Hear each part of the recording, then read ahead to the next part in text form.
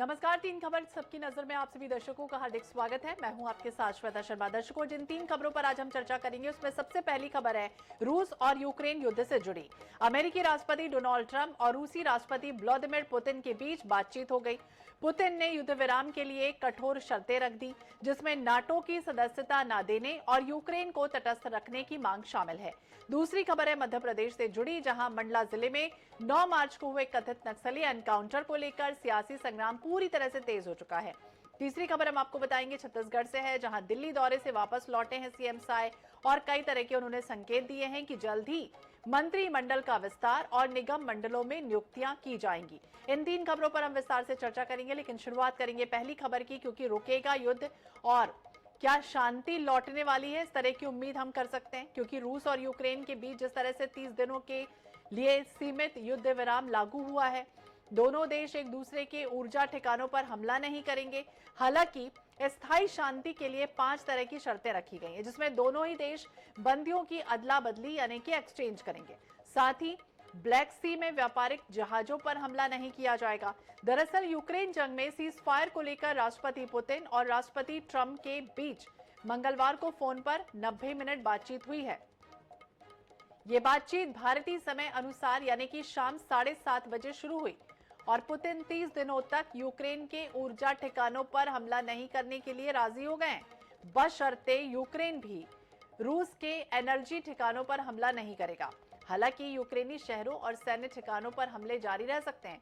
इसके साथ साथ 19 मार्च यानी कि आज रूस और यूक्रेन 175 सैनिकों की अदला बदली करेंगे। रूस की यह भी मांग है कि 30 दिनों के सीज फायर के दौरान यूक्रेन में सेनाओं की गतिविधियां बंद रहें। इसके साथ साथ ब्लैक सी में जहाजों की सिक्योरिटी के मुद्दे पर बातचीत शुरू होगी। एक दिन पहले यानी सोमवार को ट्रंप ने मीडिया से भी कहा कि हम ये देखना चाहते हैं कि क्या हम उस युद्ध को समाप्त कर सकते हैं।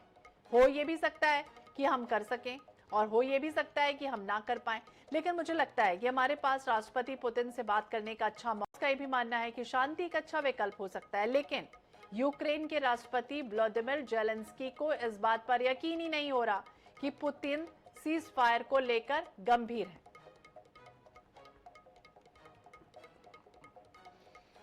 तो क्या उम्मीद की जाए कि अब द एंड की तरफ बढ़ रहा है रूस यूक्रेन युद्ध, क्योंकि पहली कदम में पुतिन जेलेंस्की के सामने 5 तरह की शर्तें हैं। क्या शांति लौटने वाली है? ट्रंप और पुतिन ने सीज फायर पर 90 मिनट बातचीत की है।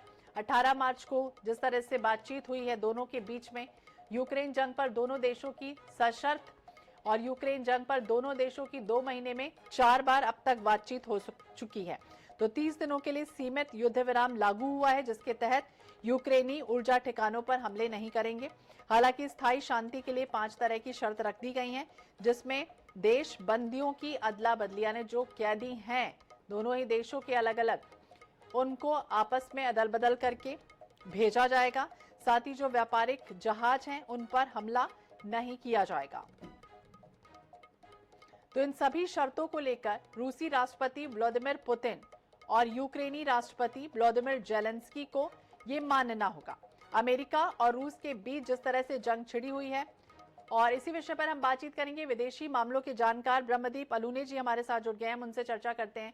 अलूने जी, बहुत बहुत स्वागत है आपका INS 24/7 पर। मैं हूं आपके साथ श्वेता, और सबसे पहले आपसे ही समझना चाहेंगे क्या अब दी एंड की तरफ बढ़ रहा है रूस और यूक्रेन का युद्ध? क्योंकि पहले ही कदम में जिस तरह से पुतिन और जेलेंस्की के सामने 5 तरह की शर्तें हैं, क्या ये शर्त मान जाएंगे और गंभीरता है इन शर्तों को लेकर? श्वेता जी, देखिए, यह युद्ध विराम हो जाएगा, यह सोचना या इसका जवाब देना इसलिए जटिल है क्योंकि न तो यूक्रेन में जो लोकप्रिय सरकार है और न ही रूस में लोकप्रिय सरकार है। मान लीजिए यूक्रेन में जेलेंस्की को मान्यता लोगों की है, तो जो पुतिन है वो तो तानाशाह है, वो अधिनायकवादी है। और दूसरी बात यह भी है कि जो पुतिन है वो जिस प्रकार से बर्ताव कर रहे हैं और वो अपने पत्ते खोलना ही नहीं चाहते, वो स्वीकार ही नहीं कर रहे हैं कि वो क्या करेंगे। तो ऐसे में ये युद्ध पूर्ण रूप से रुक जाएगा, ऐसा सोचना फिलहाल तो जल्दबाजी होगी। लेकिन हाँ, यह जरूर है कि यदि शांति 30 दिन के लिए होती है, यदि पुतिन इस बात के लिए भी राजी हो गए हैं कि वो यूक्रेन की ऊर्जा ठिकानों पर हमला नहीं करेंगे, इसका मतलब है कि जिस ठंड में या जिस मुश्किलात से यूक्रेन की जनता जूझ रही थी, उनको कम से कम बिजली मिलेगी, उनको कम से कम गर्मी मिलेगी और इन सब से उनकी यदि जान बचती है तो निश्चित तौर पर ये ट्रंप की उपलब्धि है। लेकिन हाँ, वार्ता एक कदम शांति की ओर बढ़ी जरूर है और इससे आशा रखी जा सकती है। बिल्कुल अलूने जी, ये भी समझना चाहेंगे, देखिए शांति की बात अगर होती है तो ये तो पहले भी हो सकती थी, लेकिन अचानक से इस तरह से अब शांति की बात करने का क्या मकसद है, क्या संदेश देने की कोशिश है? एक सकारात्मक पहल है, क्योंकि अगर कैदियों की रिहाई होती है तो दोनों देशों के बीच एक तरह से हम कह सकते हैं कि विश्वास बढ़ेगा और संघर्ष विराम जिस तरह से चलता है उसमें कह सकते हैं थोड़ी कमी आ सकती है। श्वेता जी देखिए, ये जो सैनिकों की अदला बदली ये तो पिछले साल भी यूएई की मदद से हुआ था और ये लगातार हो रहा है। लेकिन चूंकि सेना की अदला बदली इसलिए जरूरी हो जाती है क्योंकि न केवल जेलेंस्की दबाव में लेकिन पुतिन भी दबाव में, और पुतिन को अपने देश को जवाब उनके जो रूस है वहां पर समय समय पर विरोध के स्वर उठते भी रहे हैं कि आप अपने लोगों को मरवा रहे हैं। लेकिन इन सबसे दूर बात यह है कि पुतिन यह कह रहे हैं कि यूक्रेन को से खुफिया जानकारी साझा करना बंद कर यूरोप और अमेरिका, और यूक्रेन को कोई भी मदद नहीं दे। अब यूरोप ने तो इस बात को मानने से इनकार कर दिया है। दूसरी तरफ ट्रंप ने भी ये कहा है कि यदि रूस से शांति विराम पर सहमति नहीं बनती है तो फिर अमेरिका जो है वो अपनी मदद को चालू रखेगा। तो जब तक इन दोनों बातों में सहमति नहीं बन जाती, क्या ट्रंप इस बात के लिए तैयार है? क्या पुतिन इस बात को मानेंगे कि वह जो जीती हुई जमीन है उसको वापस लौटा दे? क्योंकि वो रणनीतिक तौर पर ऐसा करेंगे ही नहीं। और यदि जमीन को पुतिन वापस नहीं लौटाते हैं तो क्या जेलेंस्की ऐसे किसी शांति विराम पर मानेंगे या उस पर कोई समझौता करेंगे?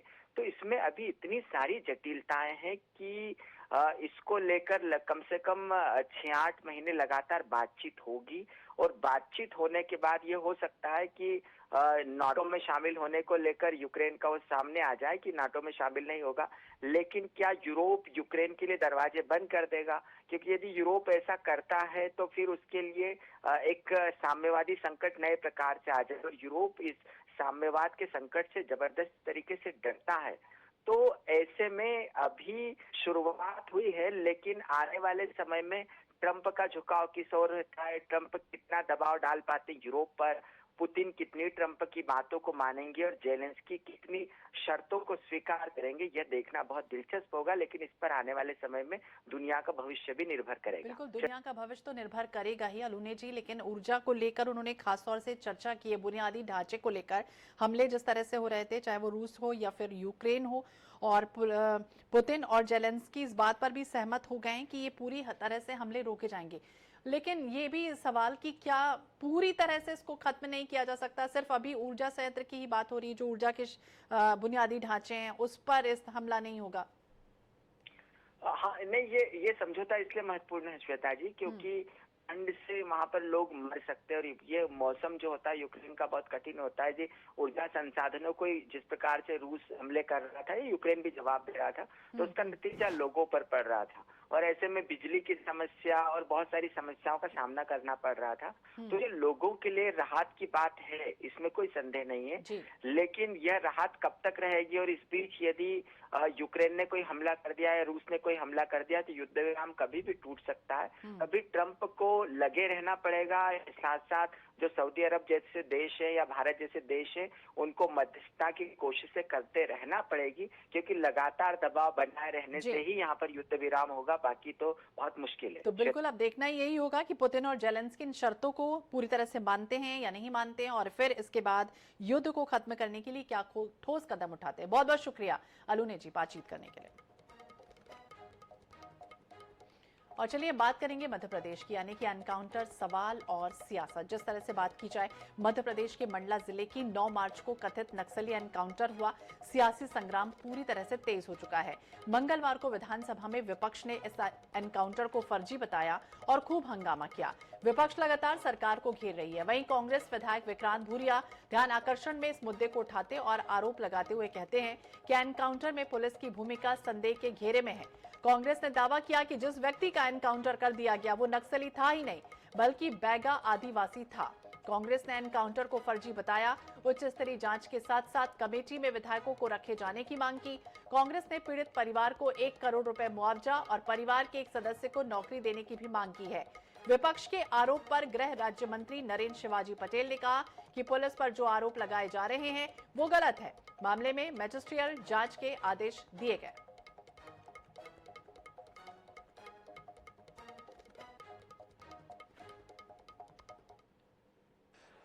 निर्दोष आदिवासी को जिस तरह से मारा गया है, आज सदन के अंदर ये स्पष्ट हो चुका कि जब सरकार का जवाब आया तो पूरी तरह से घुमा फिरा करके, तोड़ मरोड़ करके जवाब दिया गया।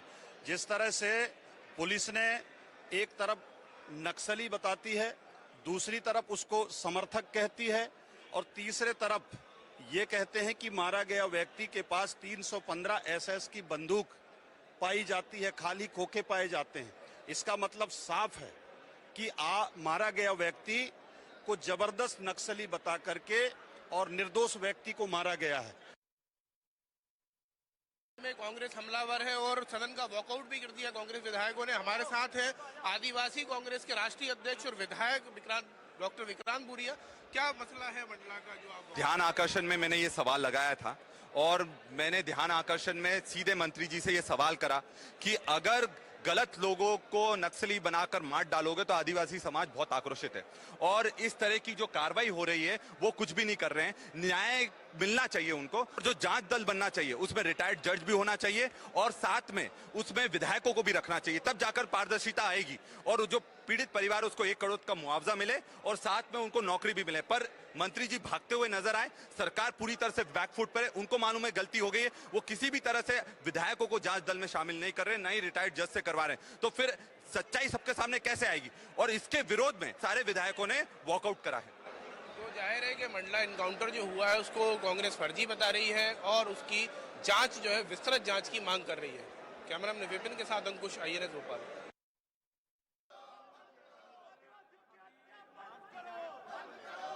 तो कांग्रेस ने कई तरह के गंभीर आरोप लगाए। मध्य प्रदेश के मंडला जिले में 9 मार्च को नक्सली एनकाउंटर हुआ, जिस तरह से उसके बाद सियासी बवाल मच गया। विपक्ष लगातार सरकार को इस मुद्दे को लेकर घेर रही है। तो वहीं जिस व्यक्ति को पुलिस ने नक्सली बताकर एनकाउंटर कर दिया उसके बारे में भी कहा जा रहा है कि फर्जी तरीके से एनकाउंटर कर दिया गया। परिजन अब सवाल उठा रहे हैं कि आखिरकार ऐसा क्यों किया गया। विधानसभा में भी विपक्ष ने इस एनकाउंटर को फर्जी बताया था। कई तरह के सवाल लगाए गए थे। बालाघाट के पूर्व सांसद कंकर मुंजारे ने आरोप लगाया कि police out of turn promotion पाने और सरकारी फायदे के लिए निर्दोष ग्रामीणों को इस तरह से फर्जी एनकाउंटर उनका कर रही है। हाल ही में महिला नक्सली एनकाउंटर को भी पूरी तरह से प्लानिंग के साथ करना बता दिया। भारी हंगामा हुआ और इस बीच कांग्रेस ने सदन से वॉकआउट कर दिया। तो मंडला जिले के लसेरे टोला खटिया गांव में पुलिस ने एनकाउंटर में हिरन बैगा नाम के व्यक्ति को मार गिराया था, जिसे पुलिस ने नक्सली बताया है। तो बालाघाट के पूर्व सांसद ने मृतकों के परिजनों से वो बकायदा मिलने पहुंचे। इस एनकाउंटर पर कड़ी आपत्ति जताई है और मुंजारे ने इसे फर्जी एनकाउंटर बताया है। आरोप भी कई तरह के लगाए गए हैं कि पुलिसकर्मी इस तरह से कार्रवाई कर रहे हैं महज प्रमोशन और सरकारी लाभ पाने के लिए। और इसी विषय पर हम बातचीत करेंगे। पीड़ित परिवार के सदस्य हमारे साथ जुड़ गए हैं। सबसे पहले तो आपसे ही समझना चाहेंगे, आप INS 24/7 में इस वक्त हैं और क्या कहना चाहते हैं, अपनी आप बीती हमारे दर्शकों को सुनाना चाहते हैं। जी मैम, मैं यही कहना चाहूंगी मेरे बच्चे को पढ़ाई लिखाई और 2 बेटी हैं उनको नौकरी दिया जाए जी। और मेरा जो मुआवजा है वो 1 करोड़ रुपए दिया जाए। जी, आप अपना नाम भी बता सकती हैं, माफ कीजिएगा।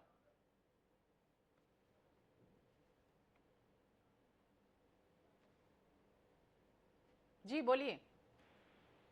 मेरा नाम मत बताइए आप अपना, क्या मांग है आपकी? जी मेरे दोनों बेटी को नौकरी दिया जाए और मेरे बच्चे को पढ़ाया लिखा दिया जाए अच्छे से अच्छी स्कूल में जी। और जो सहायता राशि है वो दिया जाए। और क्या चाहती हैं आप सरकार से? सरकार से यही मांग है मेरा और न्याय मुझे मिले। जी ही नहीं है। क्या कुछ हुआ था वो भी जानकारी देना चाहेंगी? सर उसमें तो मैं नहीं देना चाहती, मैं कुछ जानती तो नहीं। आपके साथ कोई और भी है जो बातचीत करना चाहता है? जी है यहाँ पर। जी, अभी तक कोई पहुंचा आपसे बातचीत करने के लिए? जी संपत्ति मैडम आई थी तो वो दे रही थी शासन की बच्चों की जवाबदारी लेती हूँ करके। जी जी, तो बिल्कुल सरकार से गुहार आपकी यही है कि नौकरी मिल जाए जो भी आपके बेटे हैं उनको, और गुजारिश भी यही होगी कि जल्द से जल्द जो आपकी मांग है वो सरकार तक पहुंच जाए। बहुत बहुत शुक्रिया बातचीत करने के लिए। तो मंडला में फर्जी नक्सली एनकाउंटर हुआ है, इस पर लगातार आरोप लगाए जा रहे हैं कांग्रेस की तरफ से, और पीड़ित परिवार की भी यही मांग है कि जल्द से जल्द उनके जो बेटे हैं उनको नौकरी दी जाए। और जिस तरह से कई तरह की उन्होंने मांग भी सरकार से लगाई है। कांग्रेस ने हालांकि इस पर कई गंभीर आरोप भी लगाए। और चलिए अब बात करेंगे, खत्म होगा इंतजार और जल्द ही होगा विस्तार, यानी कि छत्तीसगढ़ की लगातार कैबिनेट विस्तार को लेकर एक बार फिर से मंत्रिमंडल विस्तार की अटकलें तेज हो गई। दिल्ली से हाल ही में लौटे हैं सीएम विष्णुदेव साय और इस बात के उन्होंने संकेत दिए हैं। एयरपोर्ट पर पत्रकारों से चर्चा के दौरान सीएम साय ने कहा कि थोड़ा इंतजार कीजिए, मंत्रिमंडल विस्तार भी होगा और निगम मंडलों में नियुक्ति भी होगी। बता दें कि दिल्ली दौरे के दौरान सीएम विष्णुदेव साय ने पीएम मोदी और केंद्रीय गृह मंत्री अमित शाह से मुलाकात की। इस दौरान छत्तीसगढ़ के विकास समेत कई मुद्दों पर चर्चा की गई है।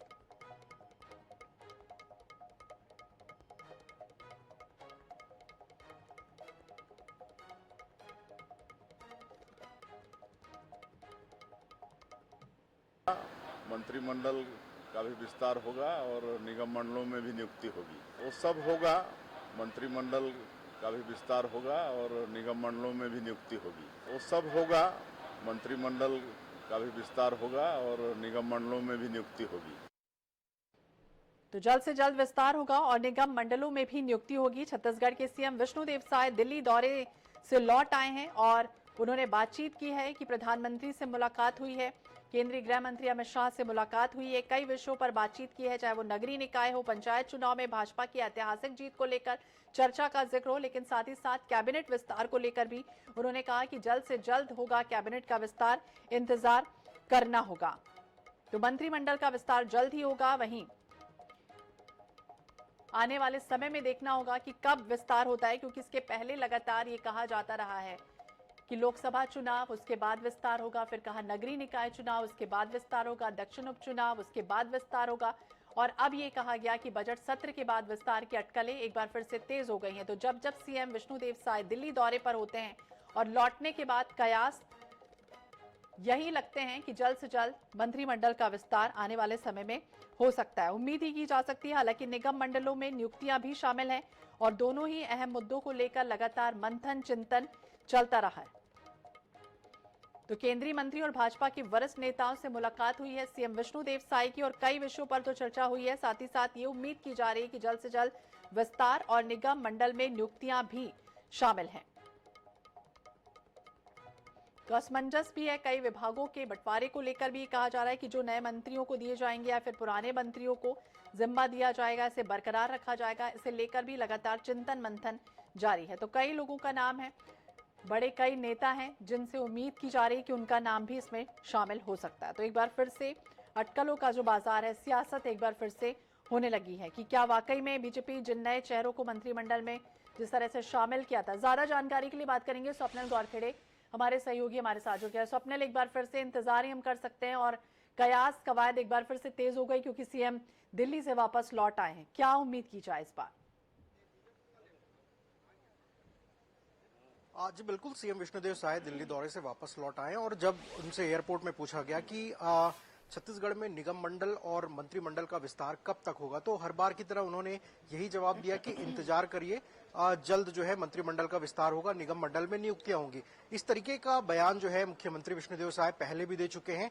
और अभी बात की जाए तो चूंकि अभी राष्ट्रपति द्रौपदी मुर्मू का दौरा है, 24 मार्च को वो विधानसभा आएंगी, इसके बाद 30 मार्च को प्रधानमंत्री नरेंद्र मोदी का बिलासपुर दौरा है। तो फिलहाल 30 मार्च तक जो है मंत्रिमंडल का विस्तार नहीं होने वाला है, क्योंकि सरकार इन दो बड़े जो कार्यक्रम होने हैं उसमें कहीं ना कहीं व्यस्त रहने वाली है। तो ये माना जाए कि मंत्रिमंडल का विस्तार जो है वो अप्रैल में ही होगा, और अप्रैल में कब होगा तो इसके लिए इंतजार करना होगा, क्योंकि अभी लगातार दो बड़े दौरे हैं। चूंकि विधानसभा सत्र भी चल रहा है और सत्र के तुरंत बाद राष्ट्रपति का दौरा हो रहा है, और उसके बाद 30 मार्च को प्रधानमंत्री नरेंद्र मोदी आने वाले हैं। तो इन दो बड़े कार्यक्रम के बाद ही अप्रैल में मंत्रिमंडल का विस्तार किया जाएगा। फिलहाल मंत्रिमंडल के विस्तार की बात करें तो कई सारे चेहरे हैं, और कई सारे चेहरों पर जो है कहीं ना कहीं नए जो विधायक हैं उनको मौका मिल सकता है। तो किसको मौका मिलेगा, कौन जो है मंत्री बनेगा, ये देखने वाली बात होगी। बिल्कुल, कौन मंत्री बनेगा, क्या नया चेहरा जिस तरह से मंत्रिमंडल में शामिल किया गया, सब हैरान रह गए थे, स्तब्ध हो गए थे।